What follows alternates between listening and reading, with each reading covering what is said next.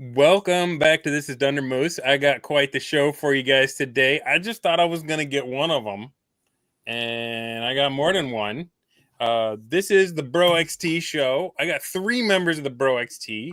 Hopefully nobody else leaves by the end of the episode. There's a bad track record of people coming on Dunder Moose and then jettisoning from the BROXT. I also had I brought Curator to the world with my first episode of him. So I got beef with that guy. Yeah, that guy's my mortal nemesis. He's a harmless. I almost got him to play in my game. He's a good kid. Oh man. Okay, so let's start with Intanius since he's on the thumbnail. Maybe just a quick introduction. How did you become aware of this play style, and how long you been interacting with these roustabouts, these ne'er-do-wells, and how did you get roped into the BROXT?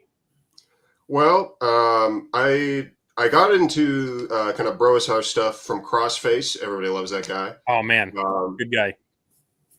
I'm not sure exactly like the specifics of it. I just know that Crossface was the first guy I found, and then from him I found B-Dubs and Robert Morgan kind of pulled me deper into it. I've been kind of involved with the ideas for about two, maybe 2.5 years now. I've been kind of like playing around with it. Other than that, for BROXT, I just saw a bunch of guys in the Living Earth server complaining, it's just Conan. It's just Conan. Nobody's read anything else but Conan. I said, I got this. I've never read a Conan story in my life. I can do this. And so that's how it happened. Right on. Easy. So, yeah, I see the chat. Unfiltered ID says schedules and conflicts is now my email signature. Sure beats best. Yeah. So this shirt, I didn't realize I wasn't the only. I'm not even the first one to wear this shirt tonight on YouTube. Harmony Ginger was on DM Lair, and she was wearing this Todd Pickens schedules and conflicts shirt.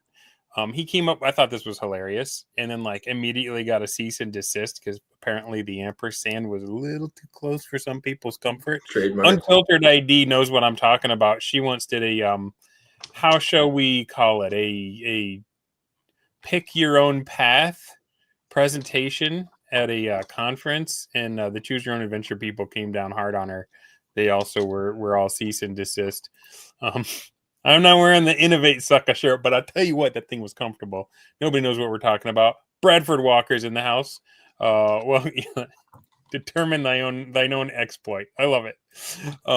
So anyway, that's how. So Intanius, were you around for like Brovenloft, or was that? I saw Brovenloft happen. I said these guys are insane. When I saw what's the name of the guy, Morthal, when he was going in there. I'm like, this guy is. I'm surprised he isn't dead by the end of this. Yeah, Mound Shroud, McMound Shroud. Great. Yeah, that's right, Hufos. I got another hat. This one, I got my X hat. Got part of that drop. All right, so let's tease it. Let's not just quite define the BROXT yet. How about Jay? You want to come on next and just a little introduction about how you got involved in this style of gameplay and how you got roped into the BROXT thing? What on earth?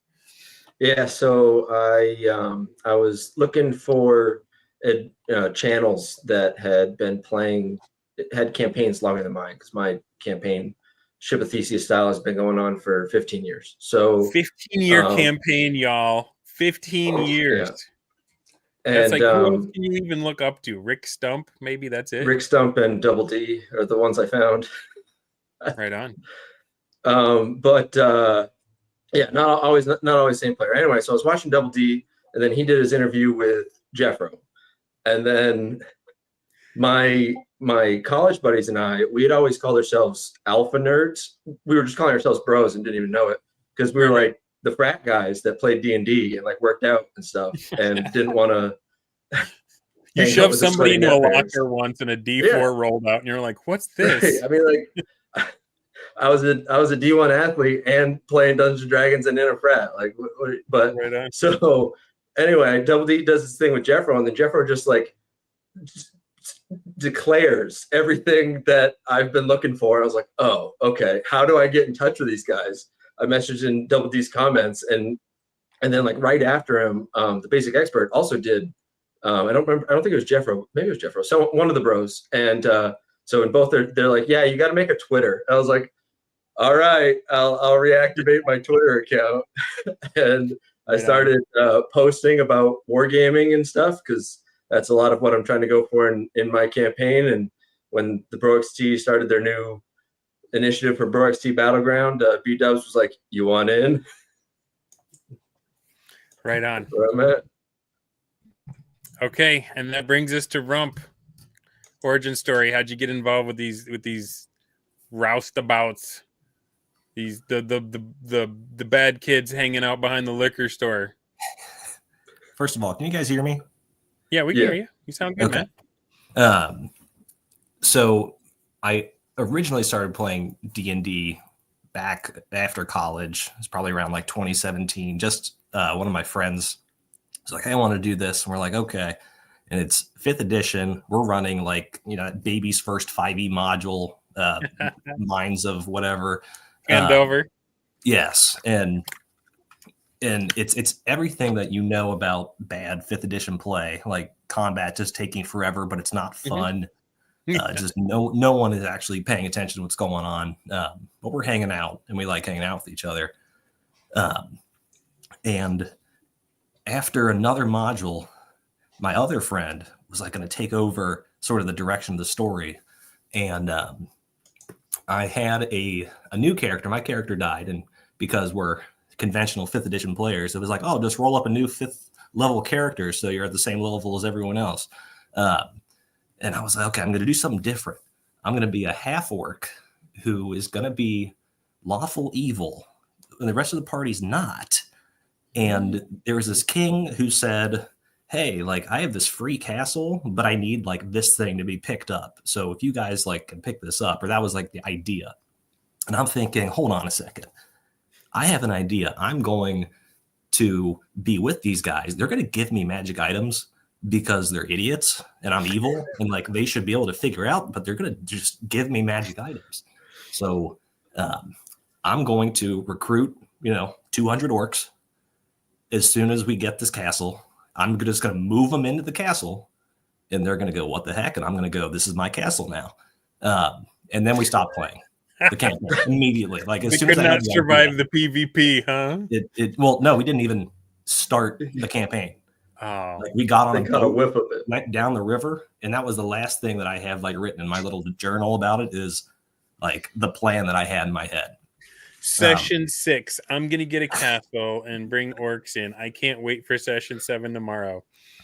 So did this happen in like 2015, 2016, like early 5e?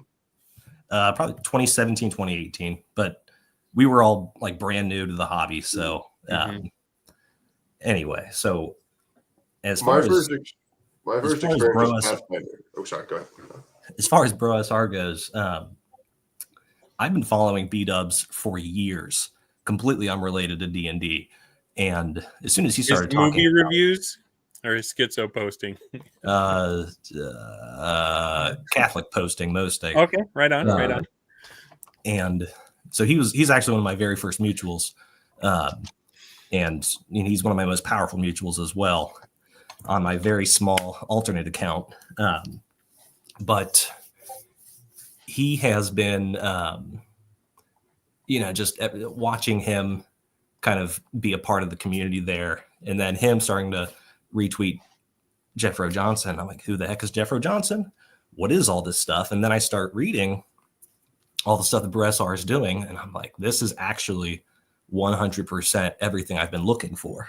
Tale as old as time. You just start reading about it and go, this is what I have been looking for. So I decided to make a new Twitter account back in September, which was just going to be me talking about, this kind of stuff, really starting to get focused on it. And now I actually am going to take the credit of starting the BroXT, because I made a tweet that said, are there any group chats for like BroSR stuff? And then immediately I was added to BroXT, which had like literally just started. And so you are welcome, everybody. It was actually Thank Rump. Thank you, Rump. Thank you. Thank you, Rump. Thank you very much. And it has been that's it. Did any of the three of you have to overcome hazing rituals, bullyism, negative comments, thoughts about your personhood or hygiene or how you play the game? How has your entry into the BROXTer been? Because not everybody seems to be on the same page about who the bros are. Like, I'm sure there may even be somebody hate watching my show right now going, when you guys said, hey, these guys are talking about everything I'm interested in, going, so they're evil. What was it like coming into this community? Well, nobody ever called me ugly or smelly or gross, if that's what you're asking. In the just in life, but also specifically in the BROXTer. The most hazing I've ever gotten, and by the way, Aker is correct in the chat. He does hate watch Dunder Moose. He specifically told me to remind you because he's one of my DMs. He told me to ask him, like, why is this guy, every time I see him, he's got a new head? What's going on with this guy? Like, what's up with that? You know? Was he on a haberdashery? What's going on with that? Male pattern baldness. There we go. If I was Tim Pool, it would be a single beanie. I think that's my biggest strength. Because you see, I'm not bald. And I think that's the reason my greatest shield against much hate in the BROXT. The only guy that's ever given me hazing is Jeffro. But I think he just does that to everybody. So, but no, it's pretty relaxed. Just mean. Everybody else, it's like, oh yeah, that's kayfabe. Don't worry about it. Jeffro just really doesn't like you. He just hates me. I think he wants me dead, possibly. I don't know. We'll figure that out. He doesn't want you dead. He wants you to play better. One of us got a belt, is all I gotta say. One of us. Thank you, Jake Boy. Wasn't expecting the most powerful. Some guys I play D&D with. Mustache imaginable. I will admit, there are waves of masculine authority that radiate off of this thing that I didn't experience before I grew it. I have had people back down when I stare at them and give it a mustache twitch. I have gone to the zoo. This is a true story. It's disturbing. I don't like that this happened, but it did happen. I was at the zoo with my family. I had just grown the mustache. We were at the monkey exhibit. I saw a monkey turn around and look me in the eye. Eyes dipped to the stash, back up to eye contact, and then she approached the glass and turned around and raised her rear end at me. And I think that's the mustache doing the work there. I hate that happened. I hate that that happened. It's like the opposite of what happens to Shaq. That can happen when you grow one of these. Word to the wise. What were we talking about? Oh, you were asking us about if we got bullied. And it somehow turned into my power over all of mammals. Anyhow, man, this show's going weird. It's been a weird week for me, guys. I don't have much filter. I don't have got a for mic. So this also separates the BROXTer from 9 out of 10 Dungeons and Dragons enjoyers. These guys know the touch of a woman. I don't know the touch of monkeys. I do not know the touch, but I know monkeys who would prefer it. Anyhow, so we've been talking around it. We're 14 minutes in. What to you is even a BROXT? Don't know what you're up with now, guys. Come on. Yeah, it's undefined. It's a Jeffro circle jerk back channel. Well, I don't know about that. I mean, I think half the time we all spend time you went full file on that one. Yeah, we just call him lame half the time. That's what the ankle biters say. Yeah, that's what I'm saying. He couldn't help himself. He wasn't going to say that, but the mustache brings it out of people. No, that's what other people say. The BROXT is not what we say. Oh, you were okay. Yes, you were parodying them. Gotcha. Yes, I was. Yeah, because I was going to say John Mollison's going to say reset the clock. That one comes out. Gotcha. No. That's what other people say it is. Hey, Greg, how's it going, man? I gotcha. I didn't see the air quotes on that one. My bad. Sorry, Jay. Yeah, that's all good. I didn't use sarcasm strong enough. That's all right. I'll take a stab, and you guys correct me if I'm wrong, especially Rump since you created it. But lost. Notice how he created it? Couldn't even win his own competition. I'm just saying. Nobody has lost more BROXT. Yeah, I don't know. One of us is like the winner, and other one's the first loser. So I think I won. Number one loser. Number one. Yeah. At the top. Just when the Broasar was getting a good rep. At the pinnacle, you know. Yeah. So, all right. Well, I got roped in. Not as a contestant. I got roped in as a mid card. I'm not legend status. I gotta admit my heel game is super weak. No matter how I try, I just wind up as a face. But yeah, B-Dubs was finding people on X that were posting about running these steams, posting about 1-to-1 time, posting about amazing campaigns, and he was like, let's circle the wagons, let's get them in there. I have been watching wrestling since it came on Netflix, Monday Night Raw. So I'm trying to catch up because like him and pretty new. Robert the Heel Stevens, they'll like start talking, and I feel like I'm like on a Klingon. You remember that episode when Riker had to like take over a Klingon bird of prey? Like they did like a high school exchange program. They start talking like that. I'm like, but there is a group called the NXT in wrestling, which is like the minor leagues, the guys that are coming up. And I think that's why it's the BROXT. There had been Brozer came out and made a huge splash, and then there was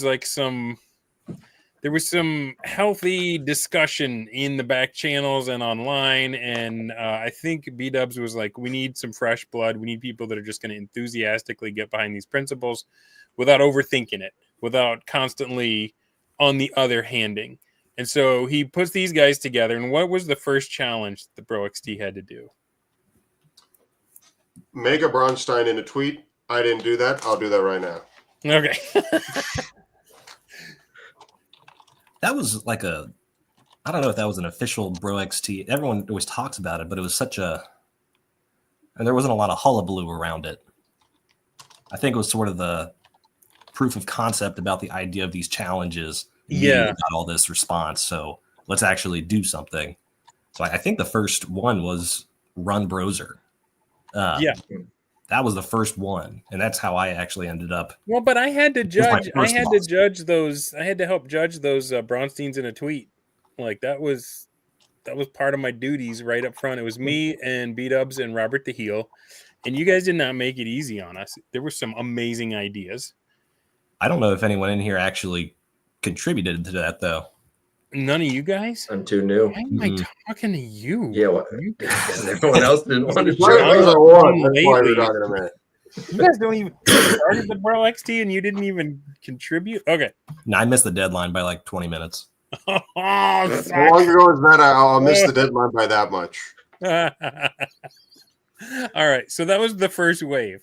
But the first one that actually, I guess, mattered to you people was the running Brozer. Yes. So what'd you do? What happened? How did it go? So I ran Brozer, and it was as soon as I saw it. I've had this problem. My friends, we're all getting up there in years. I'm 30 years old. I'm going to be 31 very soon. Sorry. Go ahead. Anyway, so and it's hard for us to coordinate our lives in a way that we can get together on a weekly basis like we used to be able to. And I saw this, and it's only supposed to be happening in one session, or it can be run in one session. And I thought, hold on, I can get like all my friends over for one day. It's like sometime next month. And so I just made the date. I invited all my friends. And in the old days, if someone said, hey, I can't make that day, it's, oh shoot, let's come up with a different day that works. It's like, no, if you're not there, you're not there. Like, we love you, but we're going to keep doing it anyway. And one of our core guys was not able to make it, which was very sad. But I ended up inviting other people because of that. And I have all these ideas about, who do you invite to these kinds of things? You can find that at my blog. Subscribe to my Substack. It's called Rumpstack. Rumpstack. And so I ran BROXTer. I had no idea what was going on for most of it. I had no idea what I was doing for most of it. My cat ran out in the middle of it, and that's about all I have to report on it. I lost the challenge of writing up about it, so I don't know if you want to hear more about that then. Yeah, I kind of do. I don't remember. I'm telling you guys. And while you do, maybe you can help me find. I looked up Rumpstack and I get what is rump steak. Well, you're on a DuckDuckGo. That's your problem. You need to go Brave search. Yeah. Of what now? Brave search. You're not using the Brave browser? I don't know, man. Oh. One of these days I'm going to get right now. All right, I'm going to say rump DM Subtech.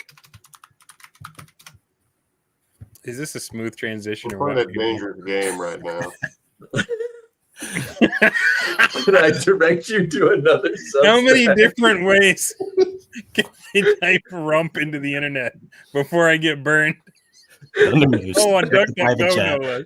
We're doing it live. Let's go strict on the safe search, just in case.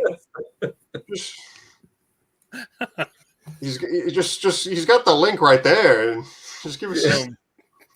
Anyway, okay, so yeah, I ran BROXTer. I was most of my my closest friends and my brother-in-law, who I never would have thought to invite my brother-in-law, but I needed people, and I thought he would have a good time, and I trusted that he would do a good job. He has no experience in this whatsoever, but he said, okay, I have nothing else to do. Got my brother to do it as well. And it was people who did not interact with each other. Like, they're people from very different parts of my life. And they all kind of came together. And they came away from it saying, like, hey, this is better than like if we played D&D tonight, that would have been terrible. Like, what this was absolutely different. Like, so much better than if you were just like, hey, we're going to, go into this dungeon that I made up. Absolute waste of time. That's it. BROXTer, better than any D&D one shot. And this write-up was the beginning of Jeffro Johnson reading my stuff, saying that I had a killer thesis, and then me losing BROXT competitions every single time. Yeah, man. It was Jeffro has been hyping me up nonstop, and then I lose. Maybe you should tell him to start hating you. Have you considered that? It's not to do with Jeffro. It's kind of just a curse. It just sounds like, because you see, I didn't do the BROXTer thing. So again, it's just a matter of, like, you put all this work in, years in the mines, avails you nothing. You just got to come in the top row. That's what winners do. Okay. Separate the cream from the crop. I feel like we skipped something. There was something between the Bronstein in a tweet and the Bronstein like in the tweet and running BROXTer. There was. Or was this between that and the essay? When did we do the essay contest? Essays was after running BROXTer. Okay, my bad. I will shut the heck up. Thinking cap on. Go ahead, Intanius. Keep No, going. I just said you got to get your thinking cap on. You know. You gotta Yeah. lock in. I need. You know what? I need a better hat than this. See, he's scatterbrained. He's going crazy. There we go. That'll help him log in. Oh, Yeah, goodness. here we go. All right. Cap. This one squeezes my balding head, but More brain, you know, it'll get more blood flow there. Keep it going faster. That's what you do. it's blood flow is what we need. All right, so Intanius, do you have a Substack? Oh yeah, you do. I put yours in the description of this video. Let me see if you already shared that or not.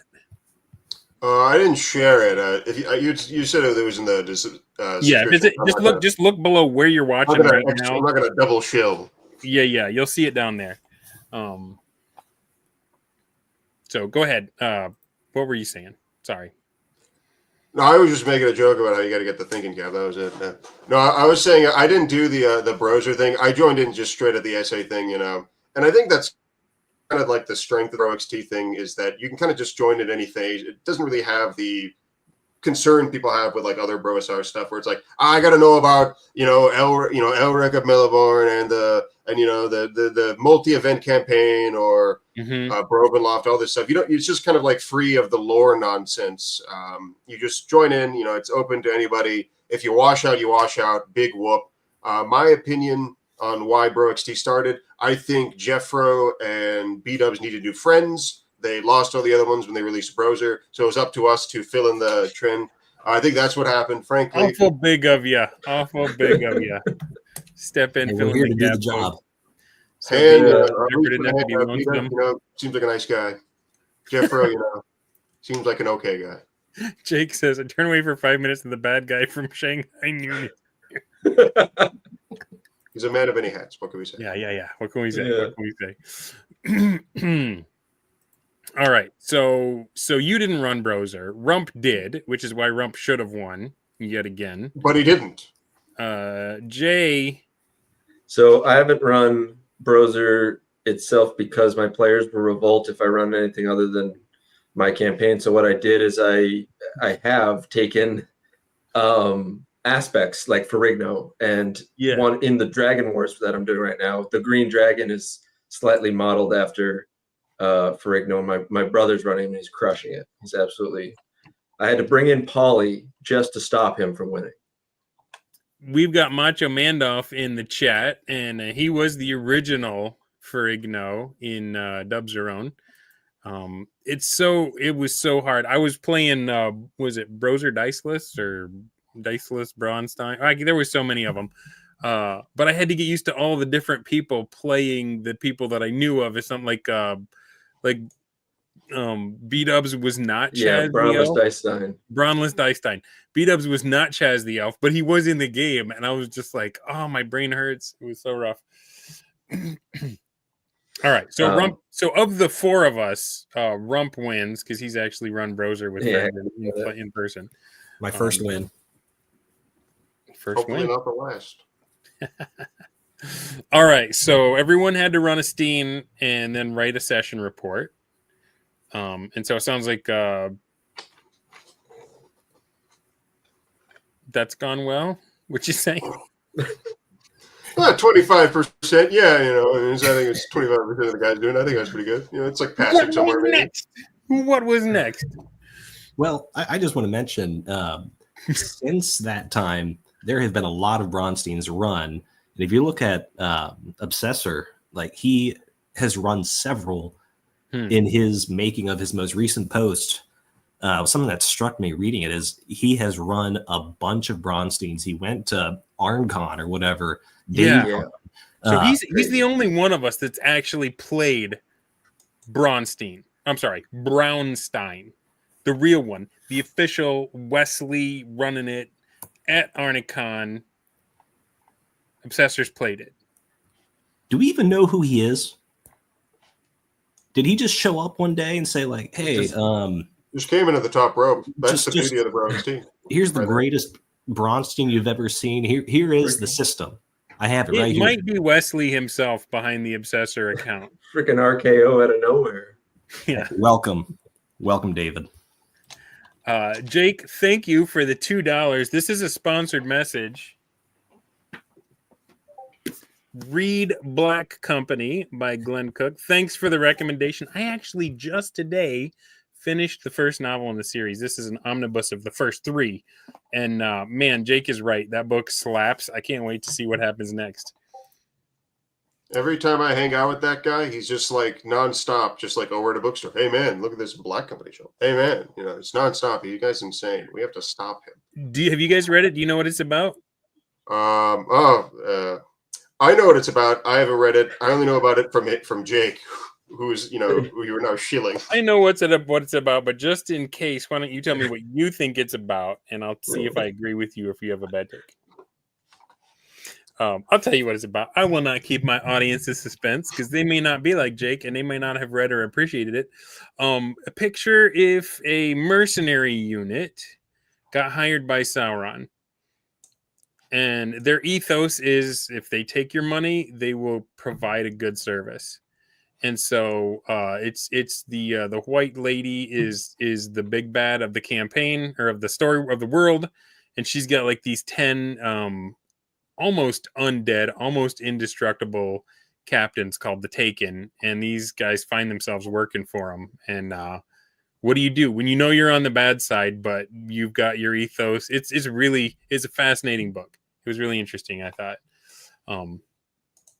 Jake, if I'm doing it justice or not at all, just go ahead and update in the chat. Let people know like what the real deal is. But like, I've only read the first one. And the main character, he's a mercenary, so he's not a great guy, but he's like the analyst for their mercenary company, I guess, the Black Company. And he's also the Sawbones. They call him Croaker because he's the medic and he patches people together and everyone dies around him. So anyway, back to the craziness that is BROXT. Oh, I'm sorry. That's right. She's not the white lady. She's just the lady. The white rose is like the foretold chosen one that's coming to take her on. So she's the lady. The white rose is the other one. Thank you for pointing that out. Weather report. That's one of my players right there. He's also a big Black Company shiller. Rock on. A lot of guys I know like this one book. It's made me not want to read it now. Just too much. Josh. He said an analyst. Where were we? What's going on? So running browser. Browser. So we ran browser, and then the next challenge was read an Appendix N story and 500 words or less. How does it apply to D&D? Yeah, something like that. That was what it was. Yeah. That one gave me the hardest time because I read those and they were phenomenal. And B-Dubs was out of town, so I had to write up the reports on them.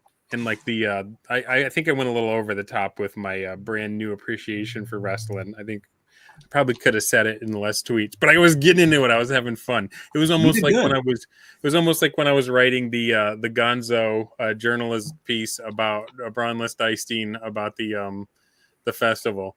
Got too much into it. But before I get, Alchemic Raker, who was on this very show and dropped a stellar episode. Right? Thank you for the $5, Raker. Does the Black Company have mass combat? Because that's going to need some mass combat rules. This is an ad for how much. I don't know about the rest of the series, but the very first book, almost like the last 30% of it, is just this huge pitched battle. It's like a siege between just hundreds of thousands of people. So heck yeah. And if you guys haven't got Hellmarch and you're at all interested in a modern take on chainmail mass combat rules, I can't recommend it enough. And thanks for the $5, bro. So what stories did y'all read? How did you feel the judging went? Well, I think as the winner, I think the judging was perfectly balanced and there was not a single mistake made at any point. That's what I think. And regardless of whether or not the fact that I technically cheated the first round by having 666, 86 words, or whatever, perfectly balanced, really got the cream of the crop. That's just what I think, no problem whatsoever. I can't have any problems with the judging either, considering I lost in a second round and then got second overall. Yeah, it's tough. That one was really tough. Intanius, you just came out of nowhere with your entry. Well, go ahead and tell them what you wrote about. From the beginning or the last one? Both. Okay, so the first one I read was Horde of the Gibberlins by Lord Dunsany or Dunsany. I don't know how to pronounce it. I say Dunsany. I don't know if that's right or not. I don't know. I'll talk to I'm a fan of the first syllable. Yeah, I got that one down. Yeah, I got the D down. Nothing else. That makes it any better. But that comes from I think it's like Book of Wonder. It was. I read that book a while back. It's a collection of very short stories, and I just said, you know what? Out of all of them, Horde of the Gibberlins, or How Newth Practiced the Art of His Knolls. These are the best ones. I went with Horde of the Gibberlins because it's I can make this about a dungeon, and I can make this about how to use sages. So that's why I did that one. It was a very multifaceted story. You could run that as anything you wanted. It could be an inciting event. It's a perfect story if you want to get I need an idea to run a session right now. Read Horde of the Gibberlins. That's my advice. And you can read about it in the Intanius Substack, which is linked in the description below. Heck yeah. But last one was an H.P. Lovecraft story, which is called regarding the late Arthur Jermyn and his family, which is this kind of mystery story where you already know what happens, and it kind of reveals Arthur Jermyn is this British nobleman, and he sets himself on fire, and it's just you're learning, why did this guy just set himself on fire? And you're learning, that's a good point, I think. And you're just learning about what happening, and it's just I kind of related it to the Insanity mechanics in Advanced Dungeons & Dragons First Edition, as well as how insanity can come from learning important big information. And I said, Gary says in here, insanity can come from all sorts of stuff and also whatever you want. So I'm okay, well, let's make important magical stuff be insane stuff. And then I also just decided to really just get the elbow drop on all those other posers by relating it to the alignment and lycanthropy thing. Right on. Okay, Jay, did you take part in that? So this was right when I was coming in. I was reading all of theirs, but I hadn't been brought in yet. Okay. This is when I first got, I think, someone's attention, because Joel was getting a lot of hate at the time, and Joel's a fine guy, but I hopped on the train and I referred to him as the Supile Sultan, and B-Dub picked that up and retweeted it. Oh man, and, that's when I was first noticed. So, but I was reading all of it, and I've read a lot of Appendix N, but I didn't get to write any of my own essays. Okay. Yeah, Joel's been on the show. He's a great guy. I really have fun talking to that guy and stuff. And I don't know how you come back from getting called the Supile Sultan. That is a kill shot. That right there. Apparently. I'd leave the BROXT too, to be honest. Yeah. Okay, I'm out. You have to invite me. I gotta get out of here. He just freezes. Yeah, we lost. He became the Supile Sultan and just bailed. All right. We'll run the show while he's gone. All right. So Rump, why don't you tell us what you wrote for the BROXT? Well, I just want to start by saying nobody wrote more essays than I did for this contest, because I had to do the 8 to 9 seed, the losers bracket going up the consolation ladder, because my qualification essay got last place, and I was livid. This is officially our stream now, by the way. I don't know how we won. Streaming. We won. The moose is loose. My first essay was The Shadow Kingdom, and it's Howard, but it's not Mhm. Conan. It's Good for you.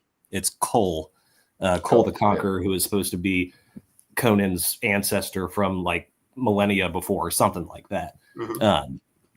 And so I had never really gone into fantasy literature like this before. And I just read it, and I read it in one sitting. That's the great thing about this, is you can read these things in one sitting if you really want to. And it was like the coolest thing I'd ever seen in my entire life. And I'm like, this is awesome. And I got really excited, and I threw a whole bunch of ideas together. And I think that's why I got last place, is because I tried to do way too much, didn't have any focus with what I was doing. And then that is what put me against Curator for the opening round. And I'm not even going to speak to it. I don't think I need to.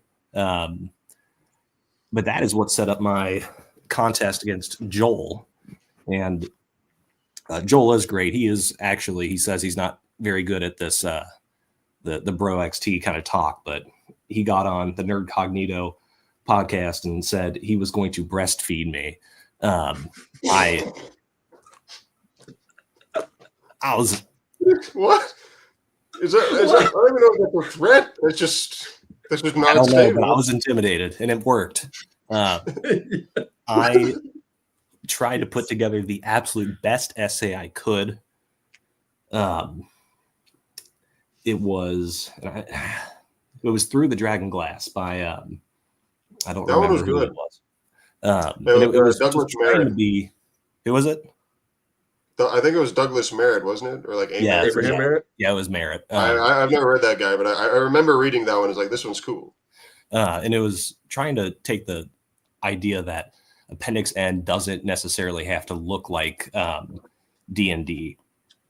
And so, right, because the mood pool is not very D&D like when you think about it. Like Fritz Lieber, who the rest of my stuff was all Fritz Lieber. We said we needed hats. So I was getting a hat. Sorry, I'm getting over the flu, so if I cough a lot. Anyway, Fritz, I mean, that's where the thief comes from. So yes.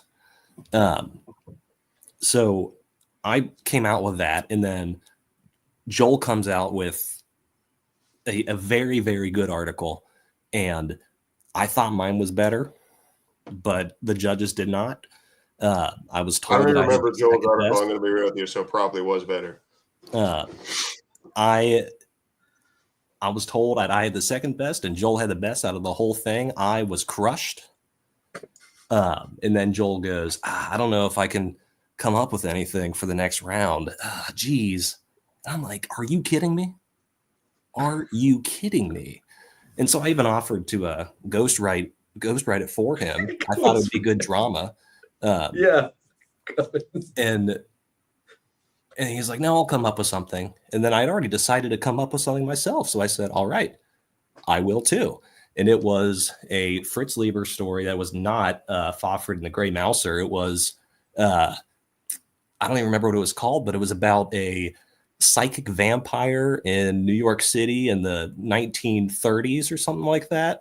And nice. Absolutely nothing to do with Dungeons and Dragons whatsoever. Threw it out there, posted it, and all of a sudden I'm in the final round of the BROXT Appendix N essay writing contest. And how did that go for you? I will tell you that just remind everyone in the class, how did that go for you? I am immensely proud of my accomplishments. Oh, he's immensely proud. I'm immensely proud. He went farther than he thought he was going to go. My last essay was The Bleak Shore by Fritz Lieber, and it was Fafhrd and the Grey Mouser. And I was trying to go off of something B-Dubs had said in terms of something to do with breaking expectations or something like that. And I thought, we're going to go anti-bro idea here and say railroading is good and come up with this because what is that GEAS word? Is that geese? Is that how you say that? Gas.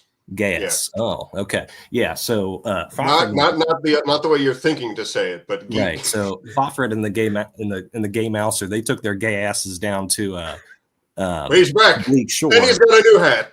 Milady. So what'd you guys talk about? What'd I miss?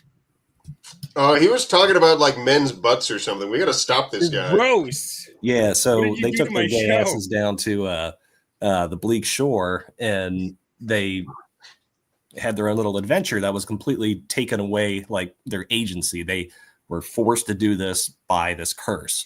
And it could be really cool to make your players go and do this. And I was then informed that is the plot of Brovenloft. Is that correct?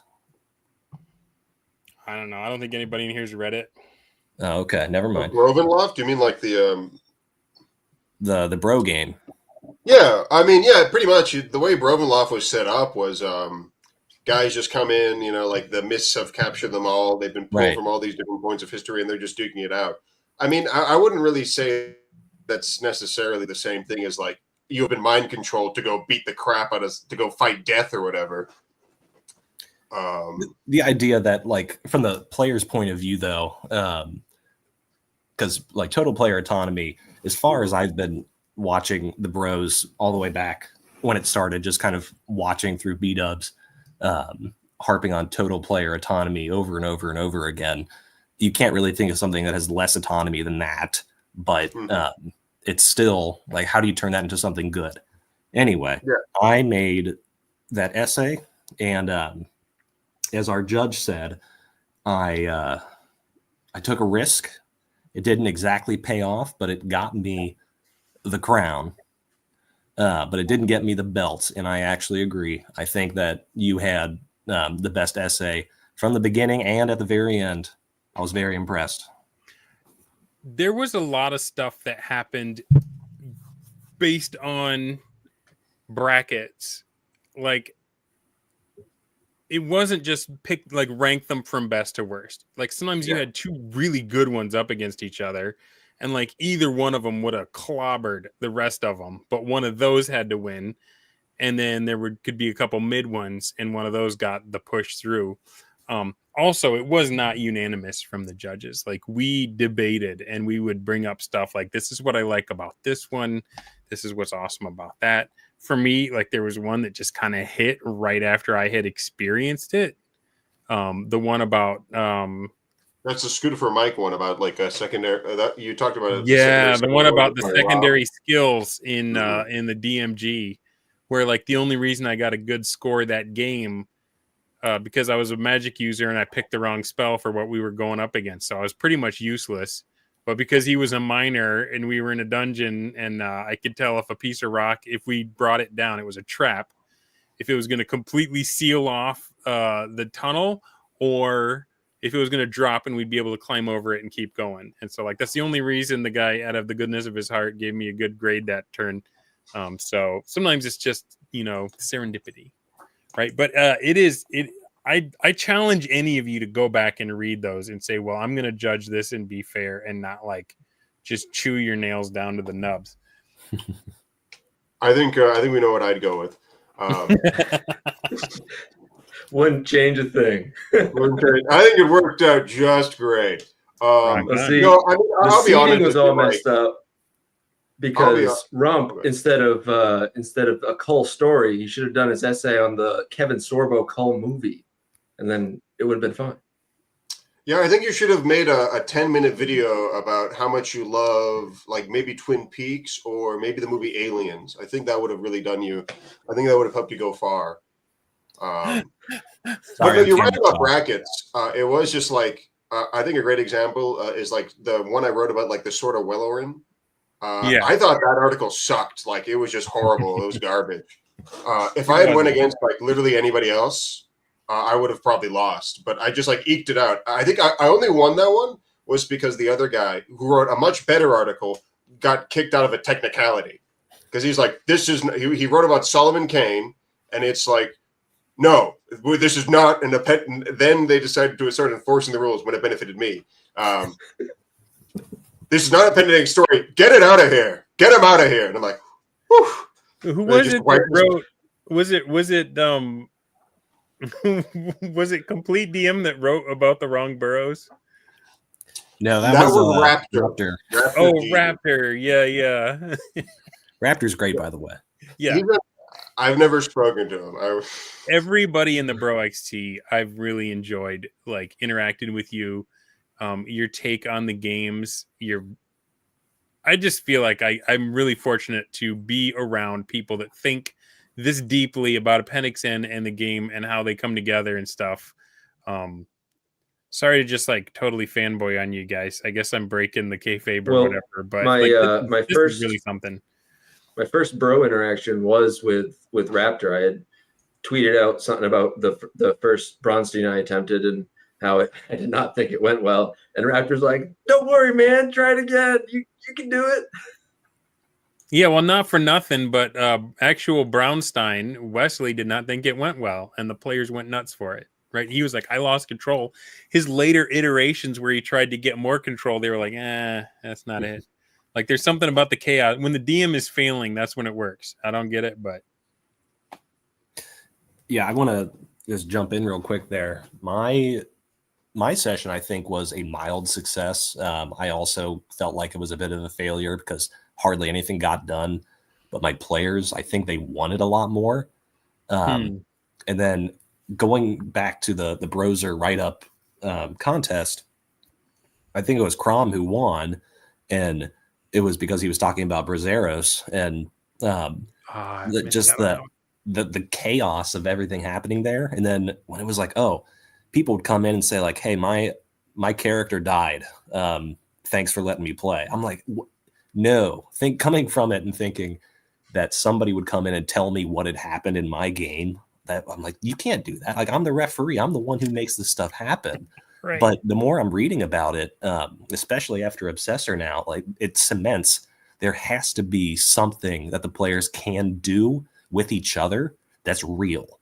And then they come and tell the referee that has happened, because it makes the referee's job so much easier. Because I spent the entire because I don't know how to say it, Josh. I'm sorry. That was one of the Joshinyu. right there. Joshinyu. Sorry. So when I was running Brozer, I spent the entire time with a headache trying to put stuff together, trying to understand all this stuff, trying to keep it moving, trying to find out where my cat ran outside. And so very, very stressed out, trying to make sure my wife wasn't angry that I had taken over the house to do this. And I had all my friends moving between room to room to room while my baby's trying to like watch Bear in the Big Blue House. So that's something I want to keep thinking about is how do you thread that needle? What exactly do you give your players to do? And I really think Obsessor, you will not find a better model. I think the next thing that we should do is take that model and just run. He made his own setting for it. Make your own setting. Don't make it complicated. You don't have to have 16 factions, but it can fit in a tweet. Right. And use that model and just boom, get it out there and just kind of see what was working about it. How do we really refine that? I do need to catch up on a little bit of chat. Tim McMenamin, Mr. Pringle, you look brotastic. You guys, you're reminding me of a Pringles commercial now. I feel like maybe the mustache is getting played out. I feel like I might need to be onto something next. I don't know. I got my buddies making fun of me. Maybe we'll go around. Have all three of you read the Obsessor post about his Steam? I started it, but then I started drinking, and I had to adjudicate some those two guys' the BROXT Battlegrounds thing. So that's what happened. What stands out for the ones that read it, that weren't seeing double when it happened? What stood out to you about, like, what was it that made that so good? For me, I was just really impressed because it was the total number of factions, right? So he had 16. Right now, I got 20, but I am struggling hard, but mostly because a lot of my players are just like roller coaster tycoons. I mean, they're hardcore 3rd and 5th edition players, and I'm trying to teach them to like PvP, but like he just knocked it out of the park, and with all that amount of people, and I was like, I don't know how he did that. Right on. How about it, Rump? What stood out to you? Well, you can watch my my thread on it on the X app. I don't remember when I put it up. I've been posting so much lately. You just want me to type Rump into the internet again, don't you? Safe search, moderate this time. Yeah, okay. I say turn it off. Let's just go whole hog. Here we go. Yeah, We're so gonna it was lose. yesterday. I put together a gigantic thread, just kind of going through it. Okay. I don't know if I can come up with one big thing, but you need to have a lot of players in your bronze team. I mean, we've seen good results with not as many people, but 16 people, I mean, that's insane. But it worked. This idea, like the more that you have will always be better than worse. I'm searching for it now. Hang on a sec.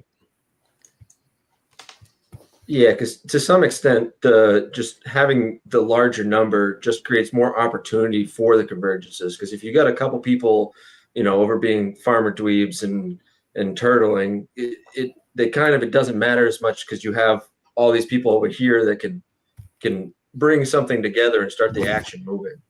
Is this the start of your thread, Rump? Mm-hmm, with a M&M on it, M&M yeah. Okay.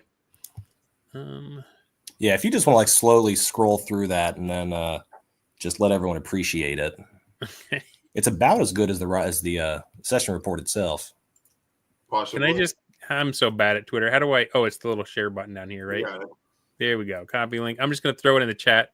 Yeah. Recommend y'all to read it. I mean, you got to read Obsessor's original as well. Right. You do. And I got to go through it and read it a couple more times. Just kind of soak it in. Yeah. I'll read it my analysis is there for me to think about, right? Like, I don't care if you actually read it or not. You should read the actual report. You don't have to care about my analysis whatsoever. It literally is just trying to break down, the things that I'm taking from it. Mm-hmm.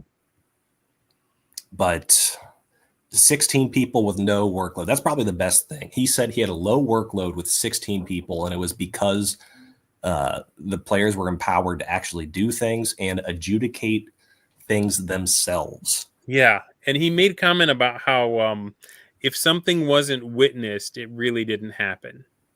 Right. So you can't really, what did you call it? Farm dweebin. You can't really go off and like play a solitaire game if nobody's going to back you up that actually happened when it comes time to tell the DM. Right. Yeah. That is very fascinating because when we started with this in the BROSR, the first model was the always on. In browser, it's called the Method 3. TNB, right? Total nonstop Bronstein. Well, this predates TNB. This is the always on. You've got your session players, you've got your patrons, and the patrons are playing a game too. And the DM is just getting inundated with requests and orders, and that's what happened at Brovenloft. And it burned Mountain Shroud out. Like he DM'd Brovenloft, and at the end of the month, he was like, "I don't even want to look at D&D for a while." Because that's what I'm doing right now, and I hate my life. Yeah. I think he said, "Oh, I'm going to do it next year, guys." That was like 3 years ago. I think he's done. Yeah. I think the last time I saw him, missed up next year, boys. Yeah, the last time I saw him, it was like one of those movies where, like, they're out in the woods at night, and you just see a pair of yellow eyes in the dark. That was all I saw. I thought the eyes opened and then they dashed away because he saw I had a D20 with me. So so that was like a problem. It was like the players were going nuts, enjoying themselves, like that was right about when I jumped in, because I missed out on Stormbringer, I missed out on Brovenloft and all the craziness. And when I jumped in, there was this tension where Jeffro had kind of blown up the game and gone all the way back down to the roots of it, of who caresville. He was like, this is not D&D. So we got, level 1 characters in this just backwater setting. It was just a town and a dungeon. And I was beside myself because I was finally getting to play with my heroes. Everyone else was a little frustrated because they were used to playing these huge, crazy games. And it was like, what are we going for here? And so the idea of the session Steen, the idea of the play-by-post one, like method 1 and 2, once Jeffro figured that out, it was supposed to be a solution to people going off by themselves and killing the DM with private mini games, and this whole thing that, like you saw with Curator, the big flame out when he just got devoured by his campaign, that his everything all at once.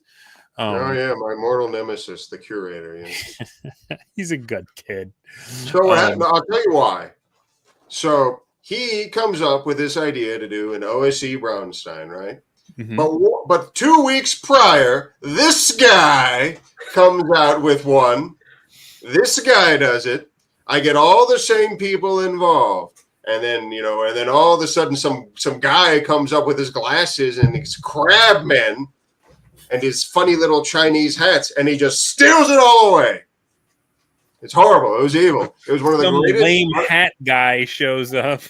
some lame hat guy shows up, and he puts him on the stream for it. It was horrible. It was robbed. I wouldn't even say I was robbed. And possibly what occurred to me might have been one of the worst things that ever happened to anybody, like ever.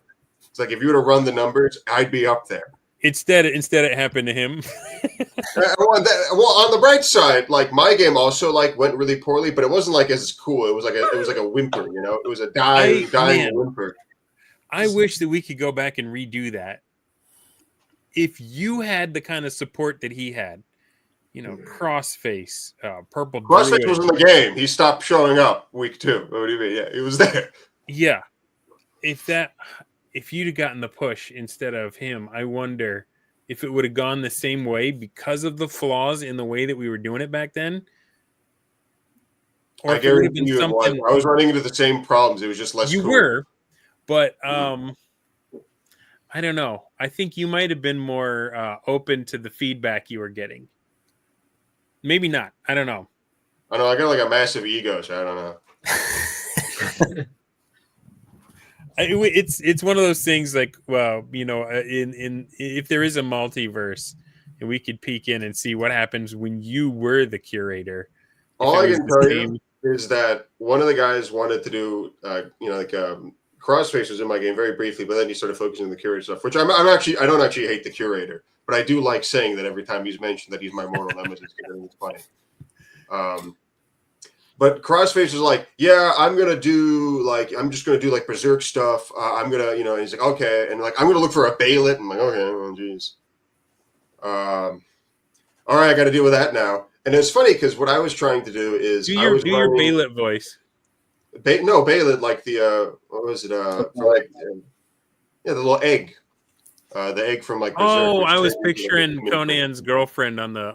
Oh yeah. No. The second thing he mentioned is that he wanted an elf girlfriend, though. That was the second objective. It was Bailet, elven princess. I'm like, okay, well, we got ambitions. We can game this. If I can make Jeffro do the voice of a burrow owl. No, I'm sorry. Go ahead. Well, yeah. So what I was trying to do is I'm like, okay, I'm going to run my normal OSC game, and then I'm going to have this on top. And that was the problem, is that it was just going to be too much work. So I appreciate my good friend, my player, Weather Report, saying I'm much more resilient. I have a stronger skull than the Curator. But I don't think it would have went better for me anyways. It might have taken longer. It might have taken longer. Maybe 3 more days until I had a horrible crash out and I became a pariah. But yeah, Raker was there. Answer Jay's question though, because he's in it now. He's dealing with this, and his phone's blowing up, and he's like, "This is not sustainable." So, what is the answer, Rump? Can you repeat the question? How does what Obsessor did? How does the session Bronstein or the play? But how does the Type 1 or 2 solve the problems that the Type 3 has, where your players just don't leave you alone, and it saps the fun out of it because they're constantly needing adjudication all the time? To reference the Obsessor Bronstein specifically, he said he got kind of overwhelmed over the week that they weren't in session. People were coming at him, and then the problem of people not actually responding. Now, this is my big problem in the Living Earth Discord. I am the person who is not responding and doing my combat rules for BroTech, mostly because I'm scared about the results if I actually roll the dice, because I'm about to be chased out of my second territory. Is it Crafty? Is Crafty coming at you? I don't even know. I'm not even paying attention to who it is. You're just getting attacked, man. If you hear bagpipes, run. So I would just limit, like, I'd say, hey, you can do one big thing like tonight. You're not going to come up with 15 different things you're going to do. You're going to do one big thing tonight. What is that one thing you want to focus on? Because something else Obsessor said is, when you know that there's a deadline, like when you know that it's going to stop here, people really start to focus their actions. So it's not bad to say, well, there's not as much you can do. Sometimes it's good. I don't know if we're going to talk about this at all this evening, but there has been a lot of discourse on the X machine the past couple of days. It's my very first discourse as part of the BroSR formally, so it's been a lot of fun. But you haven't just been hitting waves of abuse about who you are as a person? I'm doing it right now, basically, the past couple of days, and it fuels me. Cyprian USB, whatever that guy's name is, he's my favorite guy. Not like Monopoly. When Not Like Monopoly gets home from work, he sits down and he looks my page up and he starts to comment 15 comments per tweet. And I'm just, the engagement, the endorphins, the dopamine shoots up, and he keeps me going for the next round. I love it. Anyway, I don't remember exactly why I brought this up, but thank you, Not Like Monopoly. What were we talking about? This has been, I'm sorry, guys. I think one of the things that I think one of the things that Obsessor did right, and it's kind of in Browser too, is that he kind of created his own setting for his thing, which, you know, it's if the Bronstein style play is like a shared canvas that all the, you know, you're all making a shared work of art, then if you already have a long established setting, then every time that you that your players want to try to do something, if there's already established stuff, even if there isn't, they're going to think there is, and so they're going to go to the DM first rather than trying to do something on their own. And that makes it so that it's difficult for them to self-adjudicate, which then puts it all back on the DM, and that's where you get the burnout. Okay, so the self-adjudication is the thing that makes it, because all right, from the outside looking at it, I'd be saying, you mean the thing that makes it easier to DM is when they cut you out completely? Yeah. I don't know what I said. Intanius is just done. So I remember what I was going to say. Okay, go ahead. So the ankle biters are talking about, like, oh, you know, the way you guys play, it's so limiting. It's so limiting that you would follow these rules, and it's an absolute misunderstanding. Like they cannot possibly understand that if you have some sort of restriction up, you have to get creative about how to respond to the restriction, as opposed to saying there are no restrictions, do whatever you want. And everyone just does the same exact thing because they're not thinking about it anymore. They're just going, I've seen this before. Boom, let's just do that. So when you have a little bit more restrictions on what your players can do, it can actually make them become better players. I think that's something that the BROSR has always been doing, is saying, how do we make our players better by restricting them so they can actually grow through those restrictions? Yeah, I want to declare I wasn't trying to argue for letting your players do whatever they want. Absolutely not. No, I'm not. I I'm not just, they need fighting you at less. all. They Yeah, need yeah, less. no, no, They no, need less. yeah, but yeah, because the workload on the DM is what always causes this burnout. So as Ron was saying, if you can give them guidelines they need to work within and try to be creative to win within those guidelines, then it can motivate them forward.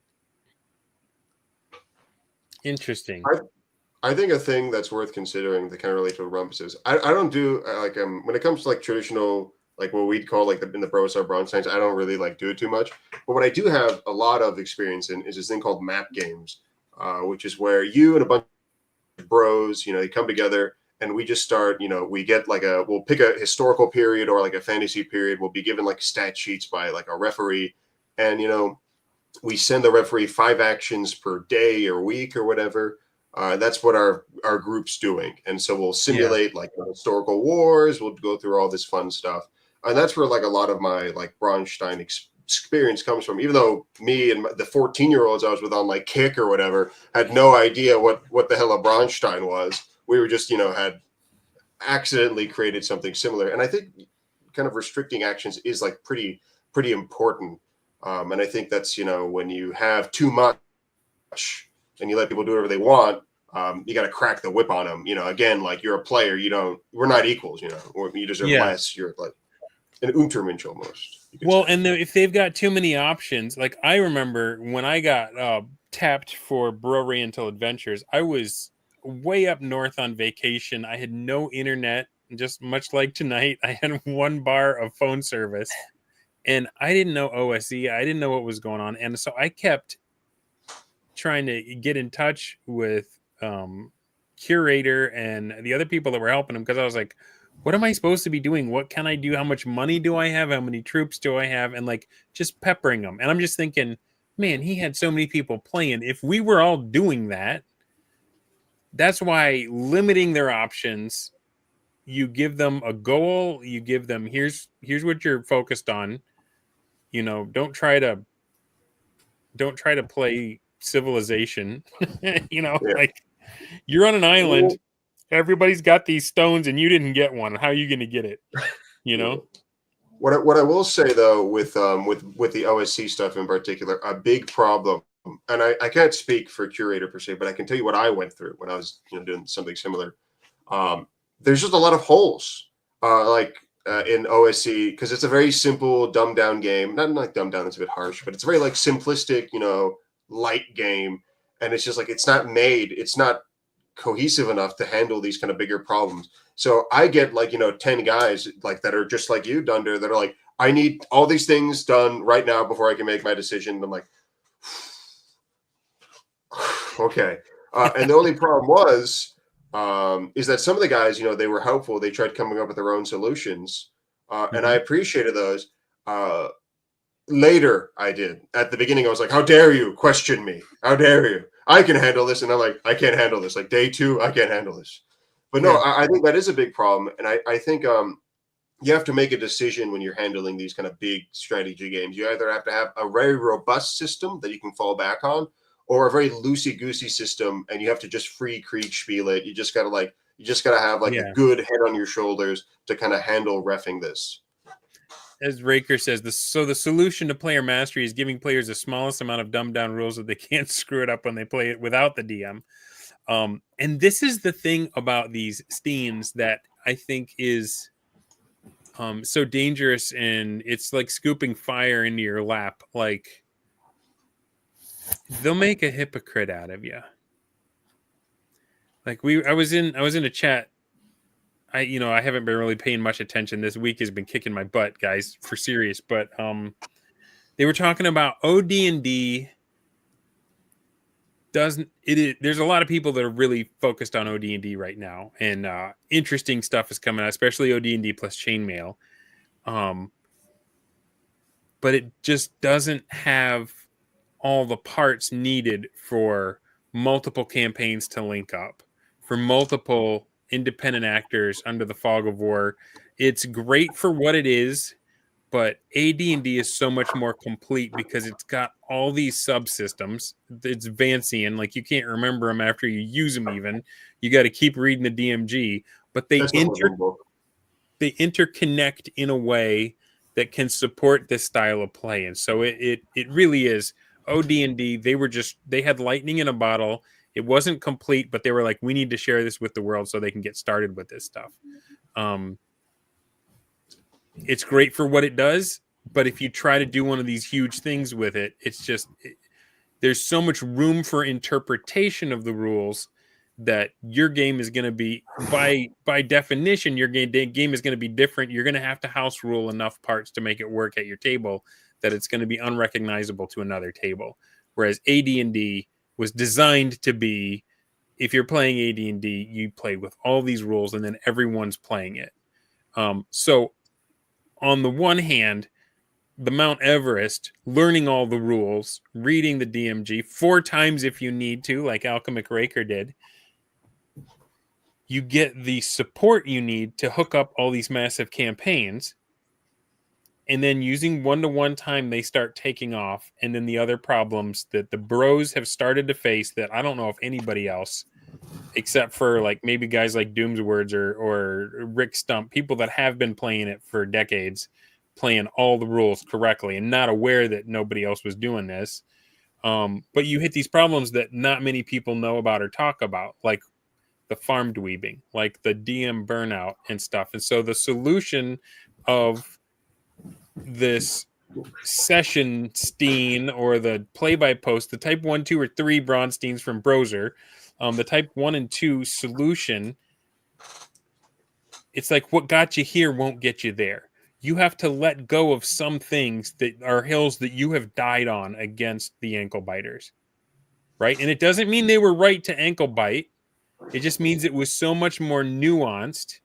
So there's places that you have conquered that you have to cede for the strategy. So like total player autonomy being one of them.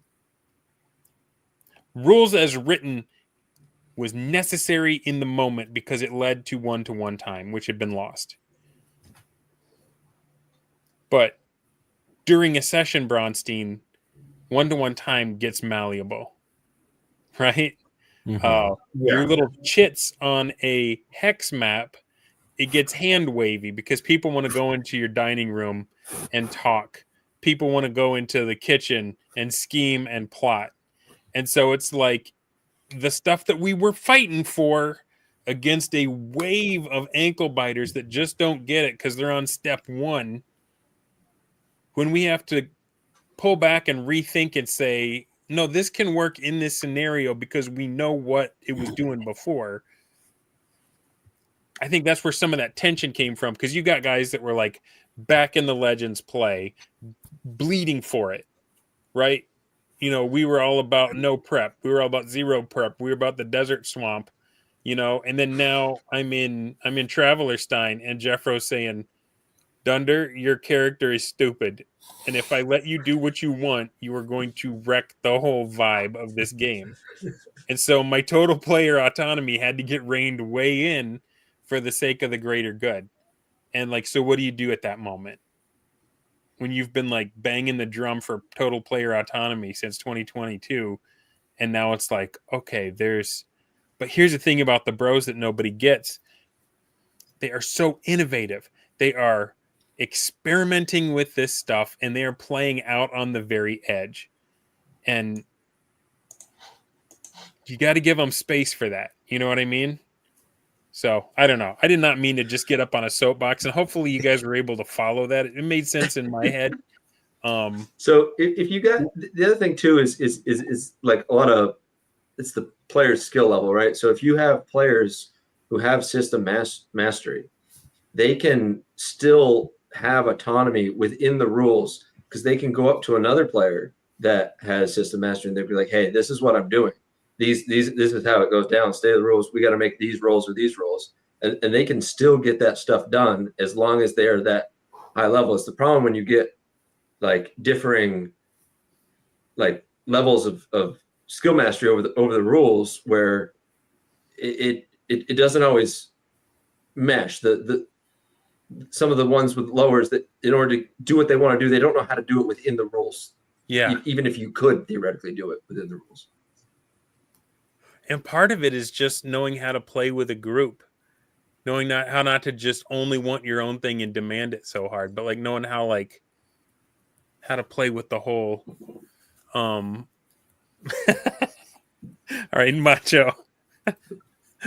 Killing 2 other players on day 1 was better than your original plan. Oh, I still feel guilty about that one.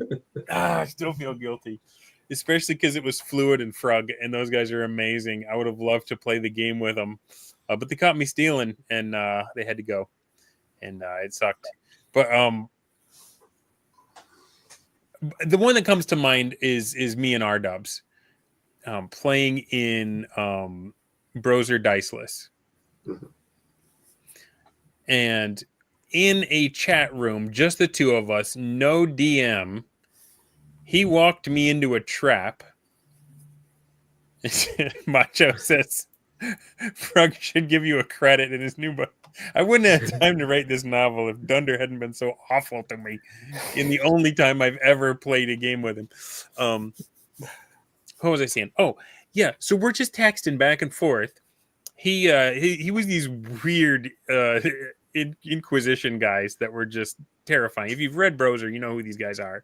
And he created them. And he was like, yes, one of my Inquisitors need to know how to swim. Will your frogman. And again, I didn't play by the rules. I wasn't the frogman people. I was just going to be a reporter going around between the factions. And so I was Kermit the Frog. I was J Jumper Jameson. And he invited me to this pool to teach us, and I'm just like playing the straight Muppet, like, okay, blink, blink, blink, blink, blink. So I'm starting to teach him, and he like pulls out this stone, and the water starts boiling, and I'm like, well, everyone knows the frog wouldn't jump out of the boiling pot, right? Like, that's axiomatic. And so just the 2 of us role played the death of my character. And I don't know how the DM felt when he found out about it, but like it was fun and satisfying, and I wasn't playing to win. I was playing to enjoy myself. And I hope Dubs had as much fun as I did. I feel like we were both just laughing our heads off while all that stuff went down. And the DM, all he had to do was hear about it after the fact, you know? Yeah. Yeah, Dub says, amazing session. I was crying alone in Twitter chat. I think the BROXTer is maturing to a maybe ripening, maybe. And so like BROXT is sort of the next step. And where do we go from here? I came up with an analogy today that I was pretty proud of it myself. You can check it out on my Twitter page. It's follow me at rumpdm. I have until August to get more followers than Scythian BBQ. So how many followers do you have? 105, I think. How many does he have? Like 250. It's not going to be difficult, but anyway. Well, you don't have to say it like that, but I agree with you. Everybody watching, follow Rump DM. I put the link in the chat so you don't have to type Rump into the internet. So my analogy was with chess. So chess is a very old game that the rules have not changed very much in hundreds of years.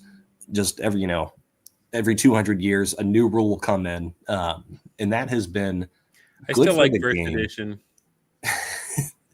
It's been good for the game because it is allowed for people to figure out how to actually be the best at the game. Like there's lots of different ways to play it. There's lots of different opening strategies, but the basics are the same no matter what. But the problem becomes the best players in the world have all memorized the first like 25 moves for any possible situation. And so if you want to actually be highly competitive, you have to memorize, a million different combinations. And so Bobby Fischer famously said, this is stupid. Like, this actually isn't what chess is supposed to be. It's supposed to understand the actual, like the tactics behind it, understanding what do the pieces do and how do I use them, not when the knight moves here, I move the bishop here because if he does this, that means I do that. Like, that's all part of it, but you have to understand, why does that happen?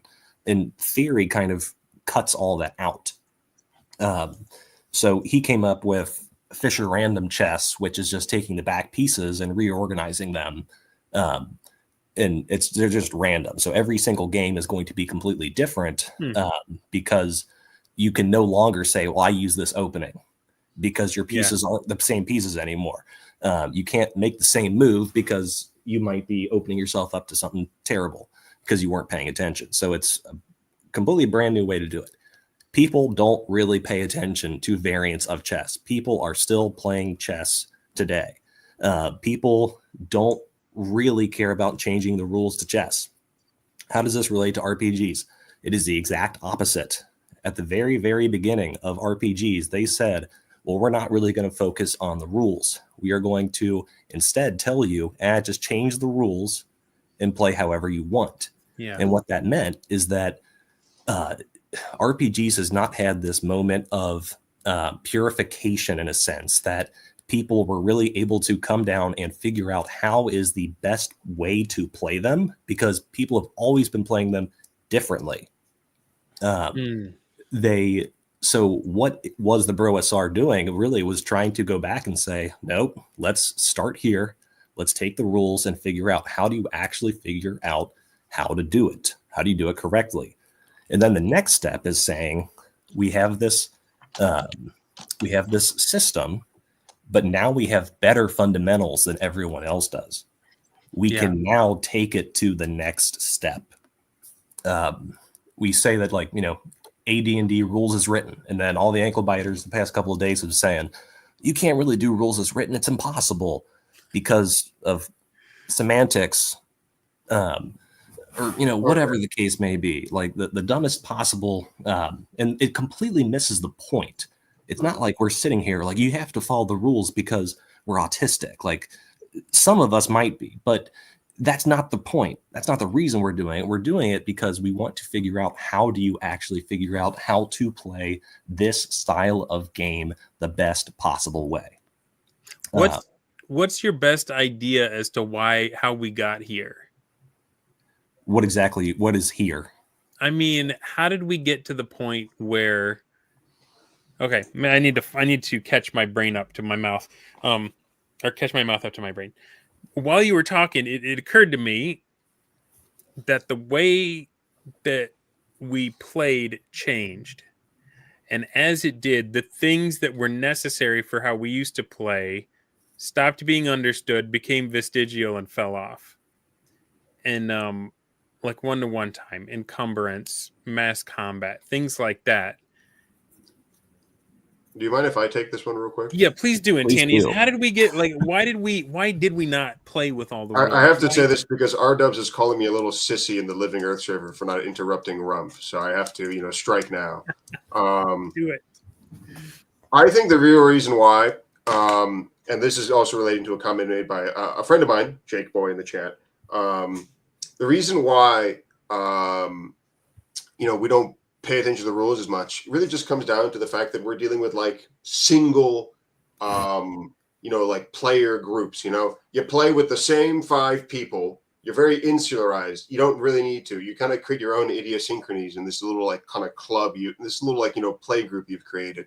But look at the Living Earth server, which is run by Polyfamous, R-Dubs, and the rest of the gang. Crom, the other loser.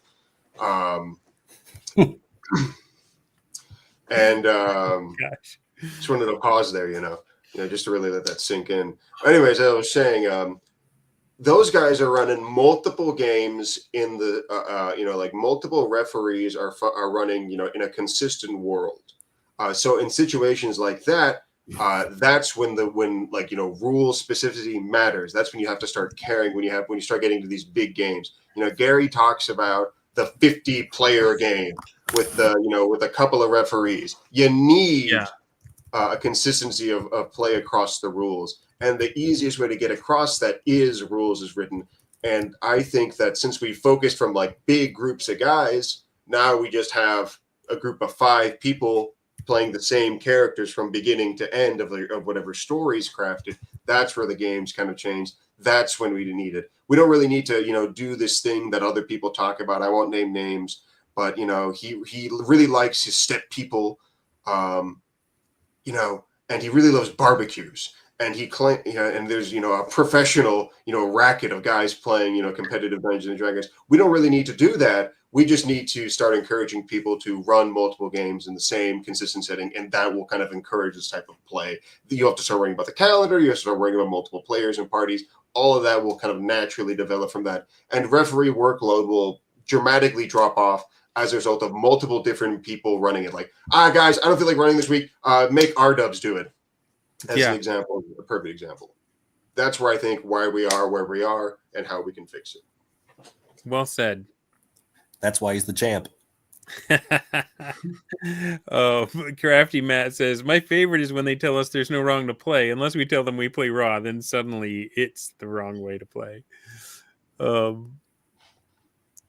Hufos Acre says, self-improvement and mastery for its own sake is why we're here. It's also a sort of competition in a way.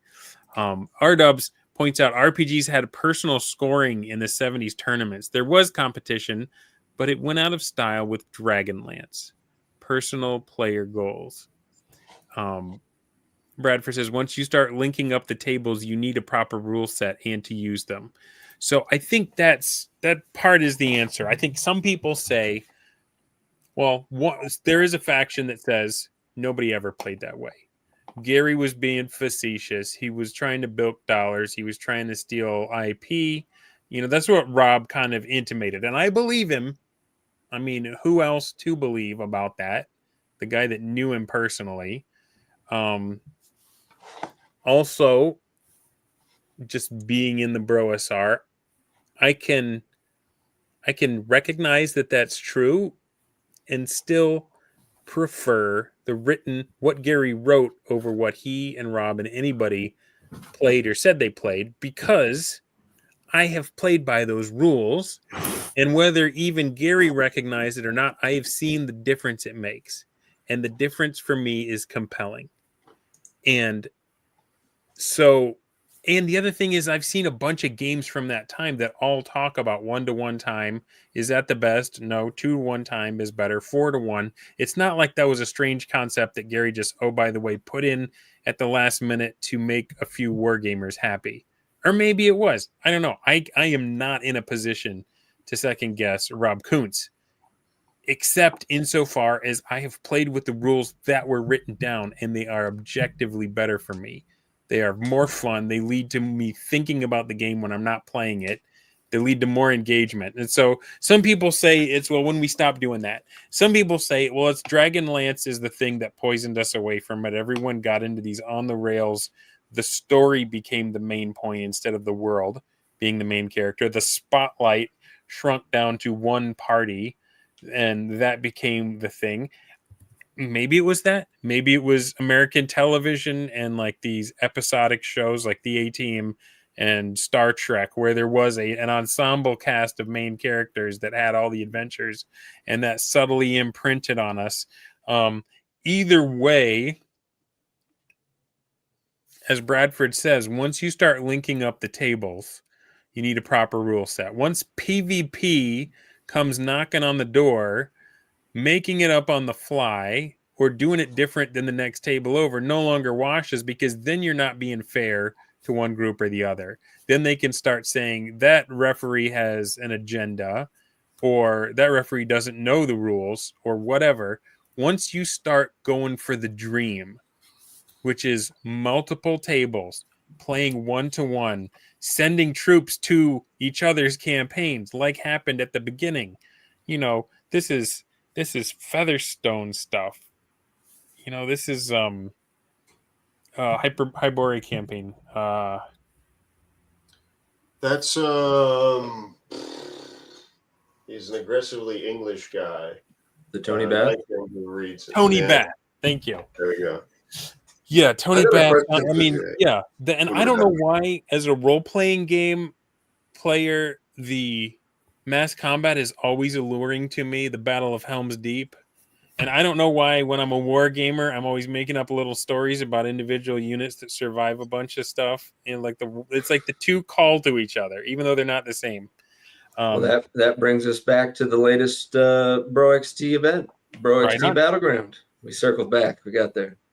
Yes, it is called a Dunder transition, wherein you go through every possible point in reality before hitting back to where you were headed. So thank you, Jay, for bringing me back on track. What is the Battleground, and how has it been working out? So we got 4 battles, all from existing campaigns. So they're real battles that are happening in real campaigns with real stakes. Real people are on the line, and so B-Dubs put out what the different scenarios were. There's 4 of them. Let's see, we had I don't remember all of them. One of them is Fenrir, which is Trilopulus being run by Dorn. That's mine. I'm doing that with Hoot on next Thursday. Hoot Owl, and Hoot Owl is a pretty fresh face in the Bro XT. Just dropping gold on X, and it was like, we got to get this guy in here. So he was brought in. I discovered him, by the way. Rock on, nice. Once again, we see Rum doing something major, and then he proceeds not to win. I think you got to refocus your skills. You see, I contribute nothing to the Bro XT chat, and I'm nonstop winning. You see, you're wasting all your mental acumen on things that don't help you. That's your problem. I literally found my replacement. It's your problem. Well, so when B-Dubs put out the list of the battles, I instantly wanted in because he brought me in to do those battles, and so I was like, all right, who wants in? I'm game. Let's go. And it was just crickets because the guys that would do it like Rump had already paired up, and so and then I called out like 4 guys, including Joel, right before he left. You're like, Joel, I'm calling you out, and he's like, and then just disappears. Yeah, and it was just crickets, but yeah, I got Hoodell now, so that's gonna be exciting. And so yeah, you got the battle at Fort Fenrir, which is Trilopulus. You guys just ran one of them, didn't you? I was there. You're the ref. That's he wasn't all there, but he was there. Well, I mean, in my defense, and that was run by Angry Steak and Josh, right? Okay. Yeah, it was Angry Steak and Josh.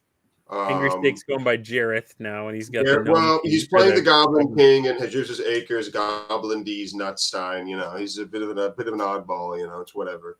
But yeah, so they went in there. They were resolving a Mighty Earth Empires campaign between they were like dealing with a bunch of werewolves after the result of like a major battle, and it just ended up with the Oblanc, the human leader, getting like absolutely mauled by 500 werewolves. It was brutal. It was horrible. But they had some pretty. They gave as good as they got. They took out quite a number of the werewolves and some of their direwolf companions. But at the end of the day, you're trading a couple pawns for a king. It's kind of what it comes down to. And I think that's the big part about the BROXT Battleground stuff is that, like I'm going to go up against Crom. He's really desperate to get back at me. So he called me out. And I was, I wasn't drunk that time, but I just kind of forgot that we were doing that. Well, in your defense, you got pulled into it after you had already been playing your session game, right? Yes. Well, no. Pulled in means they asked me. I was drunk, and I saw people in the server in a voice call, and I joined, and they were describing the situation, and they mentioned, we haven't played AD&D board. I said, oh, don't worry. I got you. And what's funny is that this is one of the things I was drinking. I finished it on this stream. Okay. It was peach soju, and I was drinking a lot of cider, and I hadn't eaten anything all day. So, and I was just came off like a 3-hour session, so I was just toasted. You know, it was 3 sheets to the wind, maybe 4, 5 even. And I came in there. The whole schooner was going down Yeah. the wind. Yeah, and I came in there, and I just started asking them questions. And R-Dubs, who came out of the snare, just hadn't answered them because they were trying to transfer chainmail information to AD&D information. So some questions just weren't there. Like one of the things they came up with was like, oh, we have composite bows, and I'm like, okay, well, in AD&D, what kind of composite bows? Exactly. Dialing like an ex-girlfriend. Oh yeah, I also called R-Dubs drunkenly after that because I wanted to ask him about some stuff. But he didn't pick up. He was too good for me, so it's okay. Anyways, so I come out and I have like a comically large gold coin, and I say, "All right, heads are sails, heads is composite longbows, tails is short bows." And I flip it and I turn on camera. This is how they find out what I look like because I didn't have the camera on, so I turned it on. So I see I'm not lying. So I flip it. It takes me like 2 tries. It rolls under the table. Yeah, it takes me 2 tries. That's why I had to get the large coin so I could like find it, with ease. And Heads or the other one. And then Josh was there also. He's like, dude, I believe you. I'm like, no. A good ref rolls in front of his players. So that's how that happened. They get surprised. We kind of, adjudicate that pretty quickly. The battle goes through. I make a couple of mistakes because I was drunk. That's on me. So Heads sorry, or rumps? the reason your super special human lawful character is dead is because of me. But also you're my nemesis. So you should have known better. That's right. And that's how that battle goes through. It leads with mostly a werewolf victory, I'd say. Rock on. Okay. Rump, what game are you in? What's your battle? I don't know what it's from, but it's the Dervishes versus the Space Pirates. It's against Raptor, but we don't have any current plans to actually play it, which is not good. But we had a bit of a disagreement about how to run it, and then we stopped talking to each other because we stopped, replying to messages. I don't know. We're busy. I got the flu over the. You're not leaving the BROXT, are you? Well, he's found his replacement. No, I had the flu, and I don't know what Raptor's up to, but we got to figure this out. Right on. I tried to. We got to get Joel back in. He really is a good player. He's genius. He's a good writer. He seems like a nice guy. He's a nice guy. About this, though. He's got a lot going on right now in his life, so we need to be praying for him. Can I just say that's another very weird thing about being in the Bro SR? Like, it is amazing the amount of support I've gotten from these guys. Like, you share a problem with them, and they're like, I'm praying for you, man. And we're here for each other, advice, listening. But I don't know everybody's names. And, like, it is, I got to admit, like, I've prayed for Rump before, and I'm like, dear God, please help my friend Rump. You know what Rump's going through. You know who Rump is. It just feels weird. You know what I mean? Somebody help Mr. R-Dubs. Somebody help him out there. He needs it. He's going through. Dear Lord, Dunder Moose is having a rough week. I do think it's so funny how drastically different, because, there's all the bros are bullies, but Polly and Brigadine right now are literally trying to save my campaign from collapse, and they don't know me because I just like Rump. I've reached the age where like all my friends are moved away, but for years I've just screamed at windmills that I don't want to play online. I want to save the at the table play, but it's just not feasible anymore. So if I want all my friends to be able to play, I got to move to online. I've just been resisting it. So Polly and Brig are like, listen, we'll teach you how to do it. Come into Living Earth. We'll show you an online game. It's possible, man. Jake, dear God, please help Rump in waking up with a gigantic ass. Dear Jesus, help Intanius' liver. So, I drink a lot. There's not really like a real. It's fine. I can handle it. Raker says Broasar is the D&D Guild of Law. This is the best. It's definitely like with the Broasar stuff is that there is a lot of like ball like we just fuck with each other constantly. Sorry to use like a harsh a swear word there. But no, we just put a quarter in the jar. Yeah, put a got a coin here somewhere. He's got a giant golden coin to put in the. I have a couple of giant golden coins, but I got my coin jar. Are they chocolate? No, they're they're not real. I can get one. So they're in my wallet, but for my work pants, so I just got to get them out of the hamper. Forgot to take it out. All right, Hokkaido-san, someone needs to explain the balls across the throat. I don't even know what that's a reference to be honest. That's R-dubs. That's R-dubs using voice to text or something. The worst possible time. It auto-corrected. But there's just a lot of like there's just just everyone's just kind of messing with each other constantly, and it's just ball busting was the word I was looking for before I shot it. Yeah. Yeah, there's just a lot of ball busting there, and that's fine. That's normal. That's healthy. And I think some people can handle it, some people can't. And I think that's the problem. Like I don't really ever go off the chain, when we were having like our little spats. But what I will say is I did it once, and everyone in the Living Earth server was like, "Into, we got to pull that guy back. They got to yank the chain." There's like 3 months. Everybody's going nonstop about how great OD&D with chainmail is. I've been biting my tongue. Blood's coming out of my mouth. I go out once. I'm the bad guy. It's just how it is. Freudian slip in the GC. So true.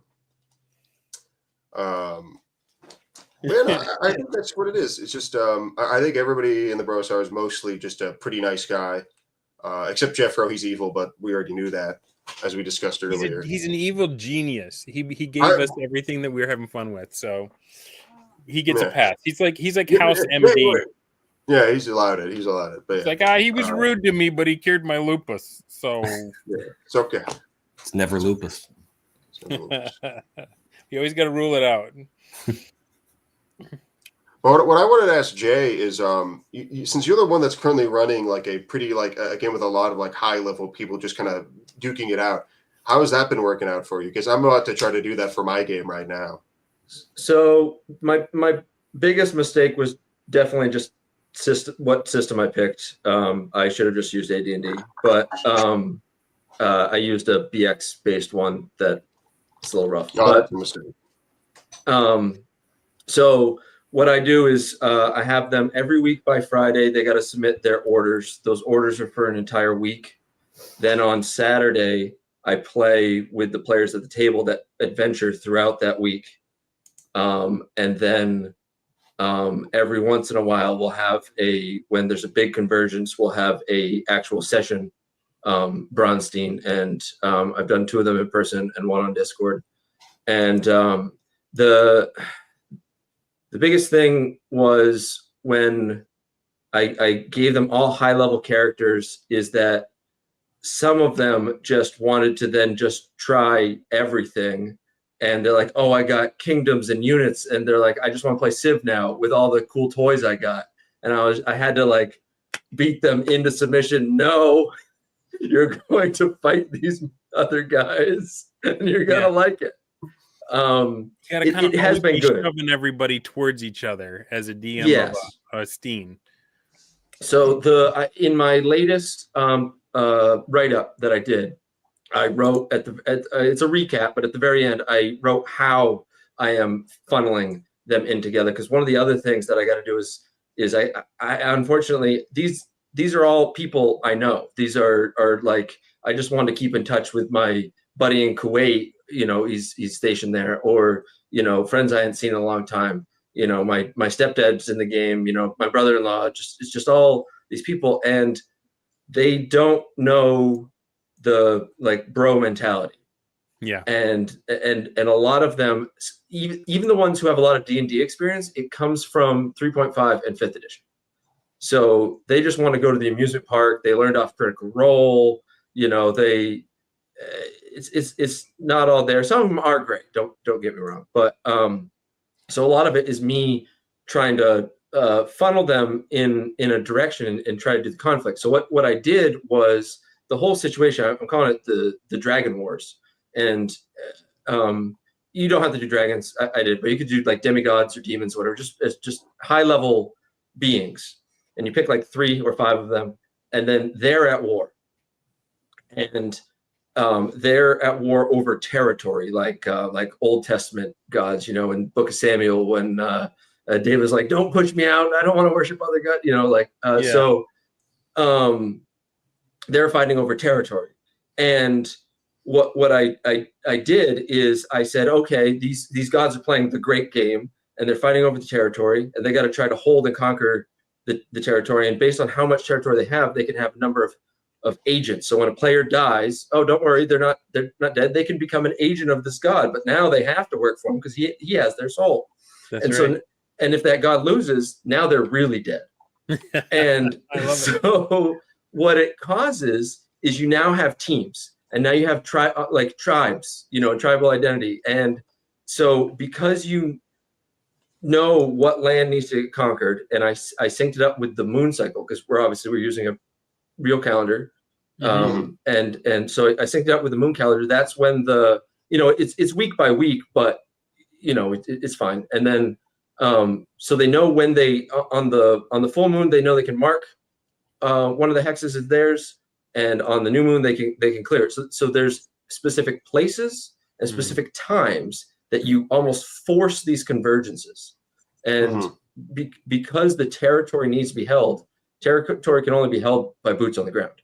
So you get convergences, conflicts, warfare all out of this by just like not giving them any other options. If you don't participate, you will lose. And you will lose that character that you're so attached to. You know, I don't care if he's your because Scudder Mike was talking about this. He's got players who have these long running characters, and they're so attached to them. And when they're just given one shot sessions, they're fine. They don't care about that character. They're not attached to them, so they can play the PvP in BROXT. But they're 2-year players. They're the characters. They're 5-year characters. They refuse. Yeah. Well, what I did is I said, hey, tough luck. If you're a powerful guy with a large faction, that god's going to have you assassinated so that you'll join their team. They don't care. Like, he has no attachment to your character. And then now you're on his team. And if you want to stay alive, you need to help him win. Because if he loses, you lose the character for real. It comes back to Black Company, right? It's like, hey, we got hired by the Soul Catcher, and by the way, the Limper hates him, and so even though we're all technically on the same team, you got to watch out for their guys because it's the Bronstein's going, man. It is all going. You create these conflicts. I will say when you give a bunch of players high level PCs that they didn't earn themselves, the big mixed bag of it is that they will then say, oh, look at all these cool new toys, let me test them out before I get to what I'm actually the goals. Right.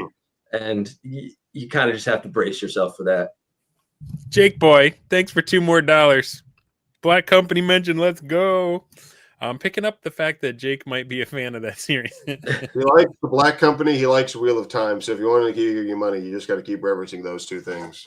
I made it partway into Wheel of Time. Or you can play the system we've been making for the last 4 years. These are the 3 things you can do. Shadow Rising was, I think, where I just petered out. Yeah, maybe I should give those another shot for that sweet Jake boy money.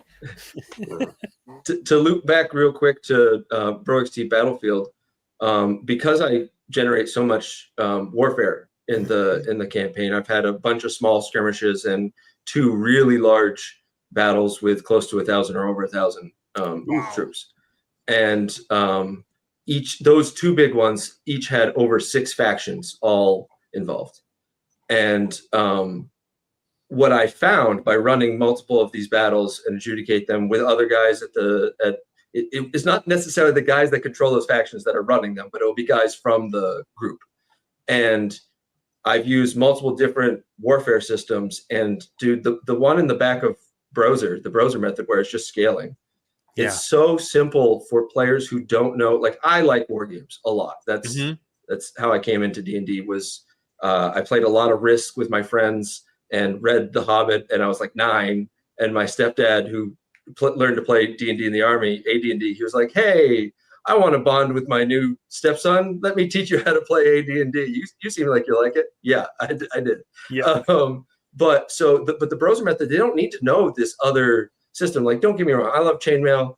Chainmail's fun. Warhammer variants, I'll play them all. But your players know how to play D&D. And so if you just say, okay, you're just playing D&D, but this one guy is 100 guys. When he dies, it's actually 100. But you're just rolling the same dice as if it was a single guy. They pick that up so quick, and they can just play D&D. Right on. R-Dubs, who is one of the chainmail bros. R-Dubs does everything, I think. He's into everything. He says 1-to-1 scaling, it needs correction via frontage rules. I'm going to be playing a chainmail game with him, so hopefully I can figure that out so I don't lose bad. Well, yeah, I mean, what we were discussing in the Living Earth server is it actually comes up with a Josh and an Angry Steaks game, is that, well, I mean, like 10 werewolves jumping one guy. Well, that's a bit unfair. Yeah. But, if you were to look at AD&D's rules as written, the reality is that, maybe 6 of those werewolves or 4 or whatever. I don't remember how big a werewolf is size, but, Eau de Blanc was only like a medium-sized creature on a horse or whatever. So you definitely do have to consider with frontage. And I think like kind of the beauty of using the kind of scaled up system for AD&D is that you can just switch between the scale pretty easily. You don't have to switch between, like systems. And I think you don't have to like say like, okay, well, we're playing, Warhammer, tabletop right now. We're going to go switch to handle this duel in, like the system or whatever. You're keeping it kind of consistent. You're keeping it kosher. And I think that's one of the strengths the OD&D and chainmail guys have, is that we're using the same thing no matter the scale, no matter what. And AD&D, what Jeffro and the gang wants to do is do something similar for AD&D, because there isn't really like exactly a one-to-one translation between chainmail and Advanced Dungeons & Dragons. They're mostly the same, but you're going to have to do legwork. Like, I think it was Raker had to do that thing where he's like, how many giant rats can my level 20 character beat to death? And he has like, well, there isn't a giant rat in chainmail, and he's using chainmail rules. And there's also no level 20 characters in chainmail. So he's like, okay, well, we have a 10th level fighter, so he's the max level. Okay. So we just did so he just did that, and he sorry, something stuck in my throat. I apologize. You're so good, he man. just did that, and he says, well, kobolds are a D4, they're half hit die creatures, so are giant rats. So he's really fighting kobolds, but they're functionally the same thing. So you're going to have to do like a little bit of legwork, and that's like not that big of a deal, but it's something you have to consider. See, Raker's there. He's there. He remembers. We have to remember this. Yeah. So I guess it's how much of the juice is worth the squeeze when it comes to, if you can abstract it in a way that your players can jump on it and they will accept the outcomes, then just scale up in BROXTer style. If they are more detail oriented, like a Raker or an R-Dubs, you may have to. They may be there for the more complex war game, but I still feel like. Correct me if I'm wrong. I feel like it may still be faster to do the BROXTer scale than the chainmail, but I don't know because I'm not an expert on that stuff. So I will be playing a version of some modified chainmail with Crom. And as a guy that has to witness the BROXTer system, admittedly drunkenly, I will show up soberly to the chainmail game with Crom, and I'll let you guys know. R-Dub says chainmail's faster, that HP tracking slows down the other system. I could see that, yeah. Alrighty. So, what do you think, Rob? We haven't heard from you in a bit. Yes, it's been a bit. No, this is out of my wheelhouse. I mean, Raker built the wheelhouse. He says chainmail's faster. Count bodies, not hit points. We're not buying the book. Yeah, I bought all the books. I'll take it from our dubs, but I won't take it from you. I got the pay what you want one. I got the latest greatest. My issue with the chainmail versus whatever debate is chainmail's super fun. I've played it, great time. But if your players don't know it, it's not going to be faster because they don't know how to play it quickly. So if you want to be baking warfare into your session, they know how to play. Rick says, "Old Lords is free, no excuses." I'm sorry. Go ahead. Yeah, players are lazy. So that's still too much. You couldn't pay me to read that. Yeah. Anyway, if you got players that run chainmail, that know chainmail, yeah, run it because it's going to be super fun.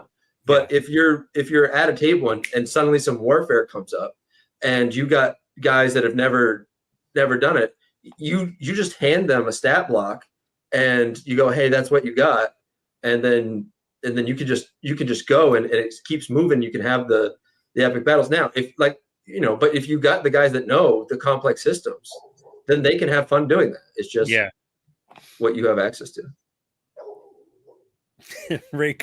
Raker's gone all caps. The BROXT deserves less. Oh man. Well, I guess that debate will continue to rage. I mean, I'm agnostic on that. I don't really care.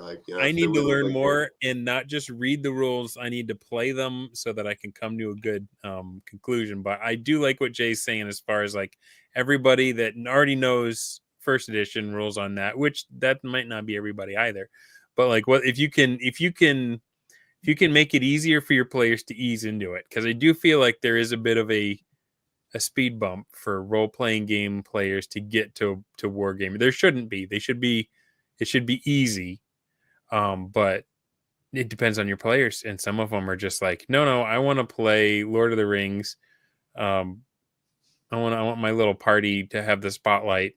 It's Lord of the Rings. The Hobbit at the end had the battle of the 5 armies. It wasn't the battle of the 5 tieflings, right?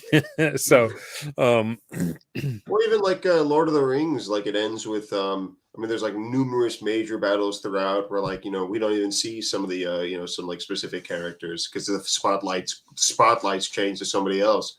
When Theoden and the boys pull up on those disgusting orcs. We're not worried about what Aragorn or Frodo's doing. We're seeing Theoden, start whooping. Yep. Make a pile of them.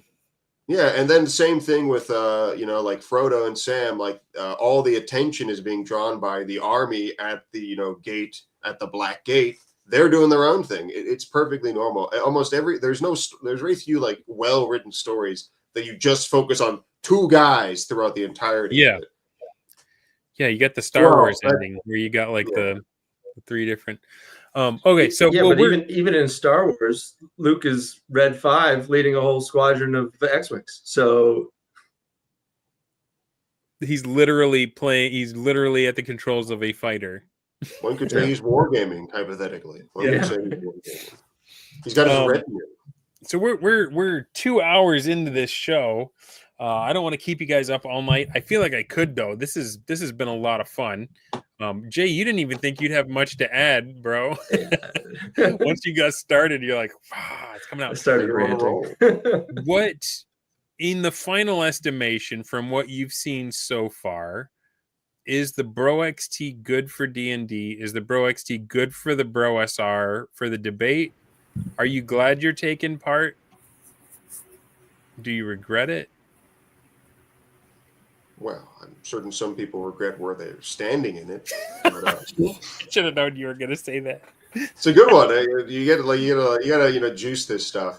I'd say that BROXT is pretty good. I mean, I've met a bunch of guys. I'm currently running an additional game almost as a direct result of the BROXT stuff in the Living Earth server. I'm having a good time with it. I think it's good to just have a group of guys that are mostly on the same page. That are willing to, argue with you, spit hate and venom at you, but at the end of the day, they still don't really hate you, probably. But yeah, no. Well, R-Dubs is correct. If we spend less time, posturing and wrestling at each other, we would probably go farther. But what I will say, R-Dubs missed all of the posts I made with naked men posting because I never use the hashtag because I don't need that, extra clout boost that some of the other, bottom beaters, the ankle biters, as we'd say, hypothetically. Let's get to some of the more wholesome comments. Bradford Walker says, BROXT is good for the entire You guys hobby. are doing the wholesome thing. That's not why I'm here. Even the soup aisle ankle biters. How about it, Jay? BROXT, Yeah, I mean, glad you did it. Is it good? Yeah. Is it bad? Well, so it's one. It's nice to have that group, of guys that will give you shit, but still when you're like, hey man, can you help me with this? It's like, oh yeah, that's and I miss that from like my being in a fraternity and stuff like that. So that's good to have that. But then also it's good to have a group of guys that are like, okay, let's come up with the ideas, and then hopefully the guys also go, and now let's test them, and let's put this to the test. So right on. Rump. I think the BROXT is the only thing relevant in the hobby right now. Everything else doesn't really matter. It does not matter what anyone else is doing because nobody else is doing anything. We are the only people who are doing anything. We are the only people who are going to create anything worth talking about in the next 20 years. I'm incredibly excited to be a part of it. I don't really know why I'm a part of it, if you know what I mean. Like, why me? Well, you invented it. Why? There's absolutely no reason I should be a part of this. I don't know what I'm talking about. I have like some of the least experience playing D&D or running D&D out of anybody. And I'm the wielder of the Jeffro crown. Like, I have no idea what's going on most of the time. I don't run rules as written, but I'm defending the position on a daily basis from the ankle biters. I have just great feelings about the future, and it is the BROXT. Right on. Well, I can't think of a better note to end it on. I want to thank you guys for coming. Intanius and I have been like putting this together for a while, but Rump and Jay were like kind of like, oh, you guys want me tonight? So a little bit of a last minute, but I really appreciate you guys coming on and just sharing what you've been doing, the difference it's making. I'm excited for this group, see what comes out of it, and yeah, good luck in the next challenge. Thank you. Peace out, guys. Oh, wait. Before we go, last chance to shill. Follow them on X. Follow their Substacks. Put them in the chat if you got it, if you know where it is. Or if you're Intanius and it's already in the description because he won Dundermoose even. He wins everywhere he goes. And Robert Hawkins says, vote caveman. I'm not voting caveman. I'm voting. I already voted for the High Crusade, Broger stuff. That's just because I'm telling people to read a book, some like a random book I bought called Beanstalk. I've just been convincing people to read that. Right on. All right. Have a great night, guys. We'll see you next time on This is Dundermoose. If you want to encourage my guests and myself, go ahead and hit that thumbs up button and say, yeah, we like this one. If you don't want to miss another episode, go ahead and subscribe so you can see them. And we'll see you on X, and we'll see you in the BROXT. Have a good night.